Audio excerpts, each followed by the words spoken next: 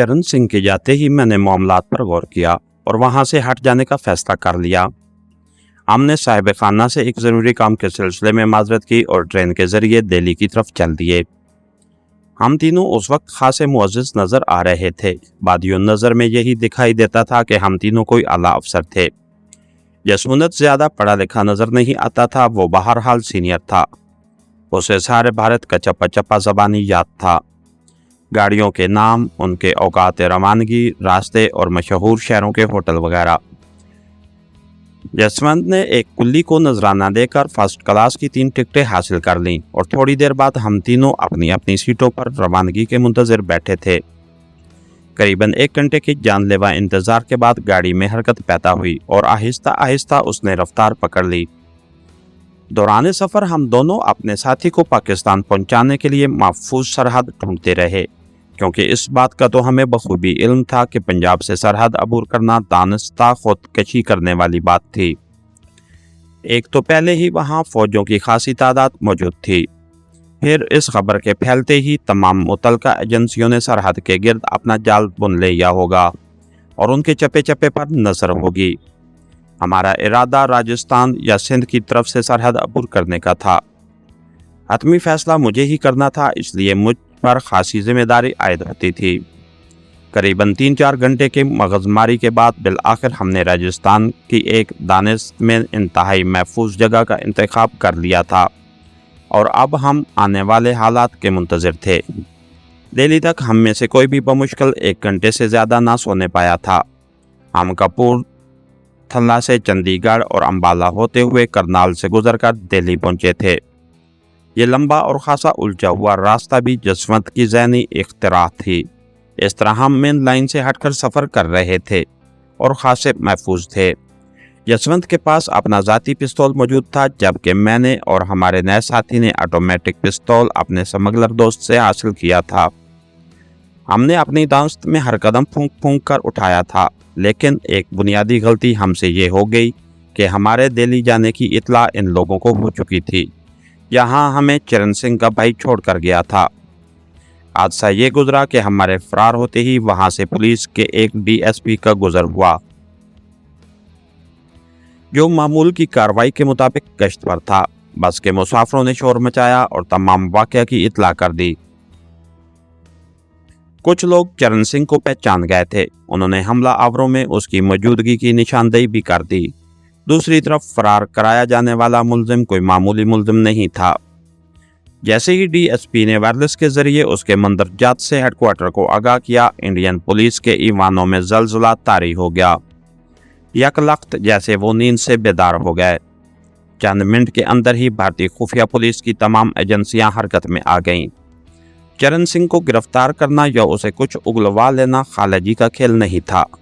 Indian security अफसरान ने उसे 2-3 घंटे के अंदर ही गिरफ्तार कर लिया, लेकिन ज़्यादा तवज्जो चरण सिंह पर नहीं बल्कि उसके साथियों पर दे रहे थे।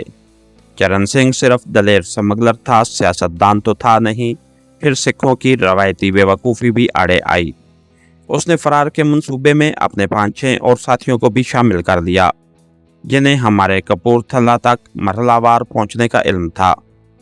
मजीद पेशरफ्त हुई तो इंडियन सेंट्रल इंटेलिजेंस ब्यूरो के अफसरान कड़ी से कड़ी मिलाते रात गए कपूरथला के उस घराने तक जा पहुंचे जहां चरण सिंह का भाई हमें लेकर पहुंचा था।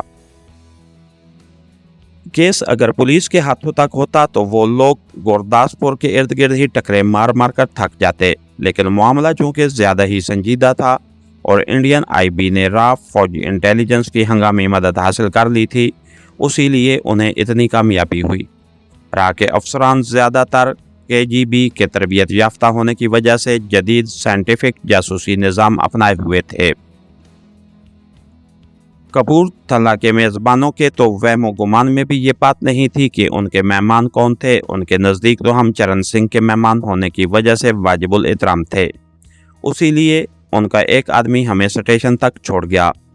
उसने शायद हमें टिकटें खरीदते देखकर हमारी मंजिल मालूम कर ली थी, या फिर राह के चालाक अफसरान ने टिकट कलेक्टर या ब्लैक टिकट बेचने वाले कुलियों से हमारी मंजिल का पता लगा लिया था। बहरहाल ये इतना बड़ा कारनामा नहीं था जब वो कपूरथला स्टेशन तक चले आए थे। तो हमारी मंजिल का पता लगाना उनके लिए कुछ ज़्यादा दर्द सर का बायस नहीं होगा। हम अलग सुबह दिल्ली पहुंचे थे। ट्रेन दिल्ली स्टेशन से जब कुछ फासले पर ठहरी तो अचानक एक तूफान बदतमीजी आ गया। फौज के दर्जनों मुसल्लह जवानों ने फर्स्ट क्लास के दरवाज़ों पर कब्जा कर लिया। शदीद सर्दी की वजह से मुसाफिरों ने दरवाजे बंद कर रखे थे, वो दरवाज़ों के बाहर ही लटक गए। उसके साथ ही गाड़ी ने रफ्तार पकड़ ली। हमारा माथा ठनका। तवक्कुआत के बिल्कुल बरअक्स अचानक पेश आने वाली सूरत हाल ने हमें डगमगा दिया। मेरी तरह यकीनन मेरे दोनों साथियों के दिल भी दहल गए थे, लेकिन यही एक जासूस के इम्तिहान का वक्त होता है। अब कंट्रोल मुझे संभालना था। दूसरे ही लम्हे मैं तैयार था। जसवंत और नया साथी भी संभल गए। हमने आंखों ही आंखों में एक दूसरे की तरफ देखा। जसवंत ने झुकते हुए मेरे कान में सरगोशी की। हमने दिल्ली में बच निकलने की सूरत में दोबारा मिलने के लिए एक मकाम मुलाकात तय कर लिया था। फौरन ही हमारा मंसूबा भी तरतीब पा गया। जिउंदियां दे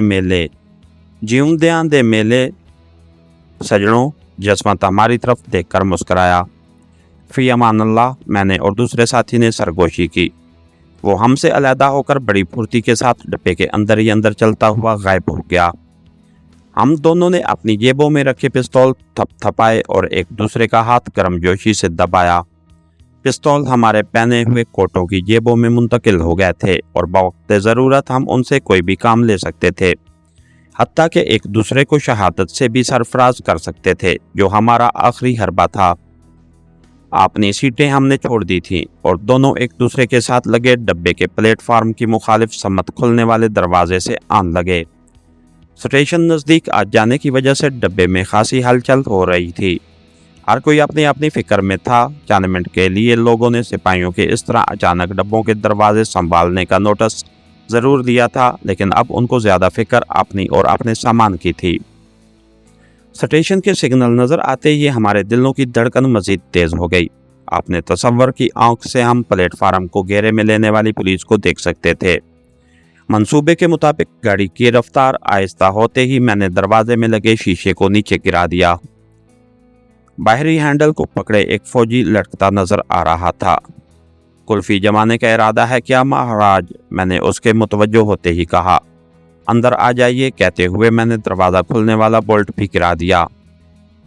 नो थैंक यू, हम ठीक है। कोई जाट नजर आता था, उसने मेरे सूट बूट से मरऊब होते हुए कहा। प्लेटफार्म दूसरी सम्मत होने की वजह से उस तरफ कोई मुतवज्जो नहीं था। लोगों ने दूसरी सम्मत के दरवाज़ों पर साजो सामान समेत यलगार की हुई थी। मैंने मुड़कर अपने साथी को आंख से इशारा किया। गाड़ी कांटा बदलकर अपनी लाइन पर आ रही थी और चंद सेकंड के लिए एक मरला ऐसा आता था जब एक खास मकाम पर डब्बे से गिराई जाने वाली चीज़ का इल्म दूसरे डब्बे वालों को सिवाय उन लोगों के जो ख़ास तौर से उस तरफ मुतवज्जो हों ना हो पाता। हम उसी लम्हे के नज़दीक से नज़दीकतर हो रहे थे। मेरे साथी ने मुझे अपने ऊपर ओढ़े कंबल की ओर से इस तरह छुपा लिया था कि अंदर से मैं कम अज़ कम देखने पर भी नज़र न आ सकता था। मेरे हाथ की गिरफ्त अपने कोट की जेब में रखे पिस्तौल पर मजबूत तर होती जा रही थी। शदीद सर्दी के बावजूद पसीने में नहा गया था और मैं अपने दिल की बेकाबू धड़कनों के साथ उस लम्हे का मुंतज़िर था। मेरे असाब तन गए, गर्दन में शदीद तनाव महसूस हो रहा था। जैसे ही वो लम्हा आया, मेरे हाथ में पकड़े पिस्तौल का दस्ता पूरी कुव्वत के साथ बाहर लटके फौजी के सर पर पड़ा। डब्बे के पैदान से लैट्रीन में उसे मुंतकिल करते हुए हमें बमुश्किल आधा मिनट ही लगा था। तमाम सवारियां प्लेटफार्म की सिमत खुलने वाली खिड़कियों से तड़ निकाले बाहर को लपक रही थीं। किसी को कानो कान खबर ना हुई कि डब्बे में क्या कुछ हो रहा है। ट्रेन प्लेटफार्म के नज़दीक पहुंच रही थी और हमें कतार अंदर कतार भारतीय फौज के जवान बखूबी मुखालिफ समत में नज़र आ रहे थे। दरवाजे से बाहर लटकते हुए मैंने देखा उस समत में किसी डब्बे के पैदान पर कोई फौजी नज़र नहीं आ रहा था। वो सब भी गालबन डब्बों के अंदर दाखिल हो चुके थे। मैंने अपने साथी की तरफ देखा और दूसरे ही लम्हे हम दोनों बड़ी फुर्ती से नीचे उतरे और प्लेटफार्म की मुखालिफ समत खड़ी एक मालगाड़ी में छलांगे लगाते दाखिल हो गए। फिर उसी डब्बे के दूसरे दरवाजे से बाहर निकल गए। भारतीय सिक्योरिटी वाले शिकारी कुत्तों की तरह हमारे पीछे थे और हम दोनों एक दूसरे को नज़रों में रखे दीवानावार पाक रहे थे। आगे आगे मैं था और पीछे हमारा नया साथी। अचानक जैसे जमीन ने हमारे पांव पकड़ लिए। मौत अपना भयानक जबड़ा खोले सामने खड़ी मुस्कुरा रही थी। जमीन पर घुटने टिकाए पोजीशन लिए भारतीय पुलिस का सिपाही हमारे सामने था। हॉल्ट, उसने चिल्लाते हुए कहा। फ्रंट, मेरे साथी ने जवाब दिया। वो चौंका और दूसरे ही लम्हे मेरी जोरदार लात उसके बाजू पर पड़ी। राइफल उसके हाथ से निकलकर उछली और मेरे हाथों ने उसे थाम लिया। अगला लम्हा उस पर क़यामत टा गया। मैंने पूरी कुव्वत से राइफल का दस्ता उसके सर पर दे मारा। वो बेहोश हो गया। राइफल परे फेंक कर हम दोबारा भागने लगे। इस असना में कुछ लोगों ने जो छुपकर ये तमाशा देख रहे थे शोर मचाना शुरू कर दिया। उनकी चीखों पुकार ने सिक्योरिटी हुकाम को हमारी तरफ मुतवज्जे कर दिया। अब हमें वाज़े तौर अपने ताक़ुब में आने वालों के नारे और कदमों की आवाज़ें सुनाई दे रही थीं। स्टेशन पर रश चूंकि ज़्यादा था, इसलिए अभी तक उस प्लेटफार्म के लोग जिस पर हम भागते भागते आन पहुंचे थे सूरत हाल को समझ ना पाए थे। प्लेटफार्म की सीढ़ियां उतरते हुए हमने रफ्तार कम कर ली और अब बजाय भागने के हम तेज तेज चल रहे थे। बचने की बज़ाहिर तो कोई सूरत मुमकिन नहीं थी, लेकिन उसे मौजज़ा ही जानिए कि उस प्लेटफार्म पर एक ट्रेन आहिस्ता आहिस्ता रफ्तार पकड़ रही थी। हमने उसे ताईद गैबी जाना और चंद सेकंड के बाद हम दोनों उस ट्रेन के एक खाली डब्बे में अपनी फूली हुई सांसों पर काबू पाने की कोशिश कर रहे थे। किसी हद तक हम ज़रूर महफूज हो गए, लेकिन खतरा बदस्तूर सर पर मंडला रहा था। ट्रेन आहिस्ता आहिस्ता रेंगती हुई आगे बढ़ रही थी। मेरे साथी की जिस्मानी हालत ऐसी नहीं थी कि वो उससे भाग दौड़ में मेरा साथ दे सकता, लेकिन उसे अकेला छोड़ना बुज़दिली होती जिसका कम अज़ कम मैं मुतहम्मिल नहीं हो सकता था। भागते हुए जहां और बहुत सी बातें मेरे जहन में आ रही थी, वहां मैं अपने साथी के मुतल्लिक भी सोच रहा था और दिल ही दिल में दुआ कर रहा था कि कम अज़ कम भागने की मुसीबत से निजात मिल जाए। अब थोड़ी देर के लिए सांसें दुरुस्त करने का मौका मिला तो हमने उसे गनीमत जाना। अभी बमुश्किल हमने अपनी हालत पर काबू पाया ही था कि ट्रेन के ब्रेक चीखने लगे। एक मरतबा फिर हमारे दिल उछलकर हलक में अटक गए। गाड़ी अभी स्टेशन की हदूद से निकलकर बमुश्किल पहले सिग्नल के करीब पहुंचने वाली थी। शायद उसे सिग्नल डाउन नहीं मिला था। हम रेलवे स्टेशन की हदूद से बाहर निकल आए थे। जैसे ही गाड़ी के ब्रेक लगने का एहसास हुआ, मैंने अपने साथी का हाथ मजबूती से थामकर उसे दरवाजे के नज़दीक कर लिया। उसने सिर्फ एक मरतबा नज़रें उठाकर मेरी तरफ देखा। उसकी पुरएतमाद नज़रें उसके अज़म की खमास थीं। मुझे यूं दिखाई दिया जैसे भारतीय सिक्योरिटी अपनी ताकत और इंतजामात समेत हमारा कुछ नहीं बिगाड़ सकेगी। ट्रेन के रुकते ही बहुत से दूसरे लोगों के साथ हम भी नीचे उतर गए। हम स्टेशन की हदूद से बाहर तो थे, लेकिन यहाँ लोगों का आना जाना अभी ज़्यादा शुरू नहीं हुआ था। ट्रेन के रुकने पर लोगों के मुख्तलिफ तबसरे सुनते सुनते हम स्टेशन की मुखालिफ सम्मत को आहिस्ता आहिस्ता खिसक रहे थे।